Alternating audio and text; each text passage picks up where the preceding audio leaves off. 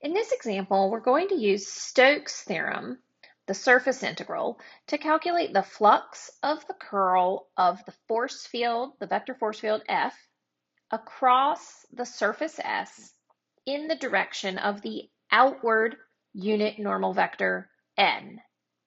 So my vector field is y minus zi plus z minus xj plus x plus zk. And my surface S is in a parametrized form, the vector r in terms of r and theta, so polar. We have r cosine theta I, r sine theta j, and 9 minus r squared k. My r values are between 0 and 3, and my theta values are between 0 and 2 pi. Now for Stokes' theorem, we need the double integral across the surface of del cross f dotted with that outward unit normal vector n with respect to surface area, and that will be calculated with dr d theta. So first we need del cross f. We have f here. Let's go ahead and calculate del cross f. So working through this, what we'll get after we've set this up with I, our partials, and then each of our components from f, which once we start working looks like this. So I've got to find these three mini determinants. And after we work those partial derivatives through there, I have negative I, 1 minus negative 1, that's plus, so we'll get 2. So we have minus 2j, and then we've got plus negative 2k. So that represents this del cross f. Now what we need is n. We need our outward unit normal vector. So I'm going to clean up my screen here so we see what we're looking at better. So for our second step, when we need to calculate n, n is going to be r partial r cross r partial theta divided by that magnitude of that cross product. So the cross product of those partials will be normal, and then in order for it to be a unit vector, we need to divide it by the magnitude. So let's find each of these partial derivatives. So r partial r, that is going to give me cosine theta I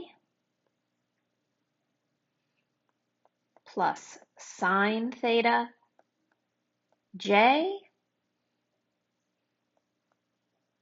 plus, or we could say minus, negative 2rk.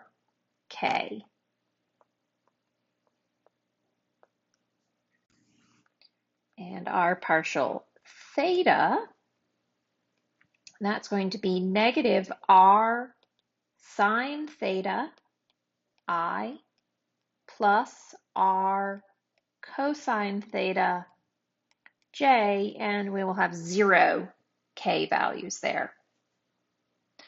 So that cross product, r sub r cross r sub theta, it's going to be I, j, k, cosine theta, sine theta, negative 2r, negative r sine theta, r cosine theta, and 0.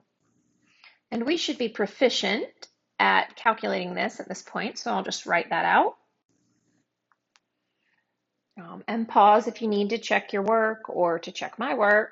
But 2r squared cosine theta I plus 2r squared sine theta j plus rk. That represents r sub r cross r sub 0. So I'm going to clean my screen up. I'm going to pull this back up to the top of the problem. So we've calculated del cross f, and we need to dot that with n.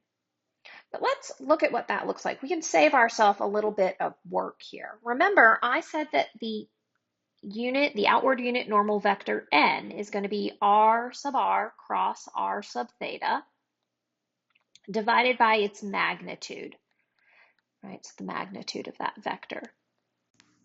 Now let's look further in depth at this integrand that we're dealing with. So my integrand is going to be del cross f dotted with n, and then we've got d sigma. Now we're dealing with surface area for a parametrized surface. So what this means is I have del cross f.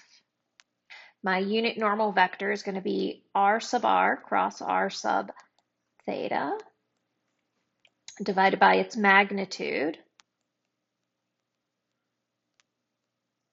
And then what is d sigma going to be? Well, we will have r sub r cross r sub theta dr d theta. Since this is a surface integral and we are dealing with a parametrized surface, we need to go back to our surface integral formula, and we're going to include that as part of our differential.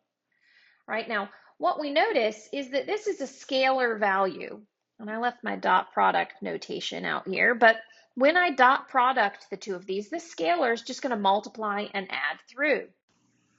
So I can save myself a little bit of effort, and these guys will cancel. I don't need to actually calculate the magnitude of this vector.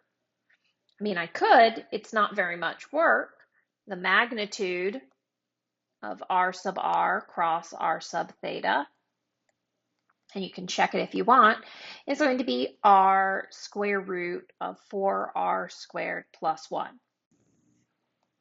So essentially all I'm doing is taking that dot product and dividing through by this scalar value of magnitude, and then I would multiply by it later. Okay, they cancel. So back to our flux curl integrand. So now that we know that we can simplify it, we don't actually need to calculate that magnitude. So before we actually set up our integral, let's just simplify this integrand a bit. So really all we need is del cross f dotted with r sub r cross r sub theta. So we need to calculate this dot product here, right? So again, cleaning up. So setting up my integrand to be del cross f dotted with r sub r cross r sub theta, I've got -1, -2, -2, and 2r squared cosine theta, 2r squared sine theta, r. So what this dot product looks like is we've got -2r squared cosine theta minus 4r squared sine theta minus 2r. This represents our integrand. So setting this up then, my double integral across my surface, again, del cross f dotted with n d sigma, and that's going to equal the integral. Now, we're dealing with, this is my integrand, this is in terms of r and theta. Remember, theta was between 0 and 2 pi, r was between 0 and 3, that was given. So we've got 0 and 2 pi, 0 and 3. My integrand I just found, -2r squared cosine theta minus 4r squared sine theta minus 2r dr d theta. And we don't need that extra r factor in here in this situation because we're not converting. We're just dealing in polar coordinates. So it was given this way. And now that we've moved past all of that, now we just have a very easy integration. So first let's integrate with respect to r. Got 0 to 2 pi. That's going to be negative 2/3 r cubed cosine theta minus 4/3 r cubed sine theta minus 2, I'm sorry, that'll just be minus r squared. We need to evaluate that from 3 to 0 and then integrate again with respect to theta. So keep in mind these are r values. We're plugging 3 and 0 in for r. 3 cubed is 27 times 2 divided by 3. We got negative 18. 3 cubed, again 27, times 4 divided by 3. We have negative 36. And 3 squared gives us 9. Plugging in 0, those will all go away. So now integrating with respect to theta, I have negative 18. The integral of cosine is sine theta, plus 36. The integral of sine is negative cosine, which changes that sign, and then minus 9 theta. We'll evaluate between theta equals 2 pi and 0. And I know often we discount the 0, but we cannot in this situation, so I'll plug in 2 pi first. I've got negative 18 sine of 2 pi, that will go to 0, plus 36 cosine of 2 pi. It's going to be 36 times 1, we'll get 36, minus 9 times 2 pi, so minus 18 pi. And plugging in 0, we'll get minus all of this. So we've got negative 18 sine of 0, which is 0, all of that, plus 36 cosine of 0, which is 1, or we've got plus 36, and then minus 9 times 0, which is 0. So 36 minus 18 pi minus 36, we get negative 18 pi. And so this is the value we get when we used Stokes' theorem. We used this surface integral to calculate the flux of the curl of the field F, the vector field, across the surface S in the direction of the outward unit normal vector.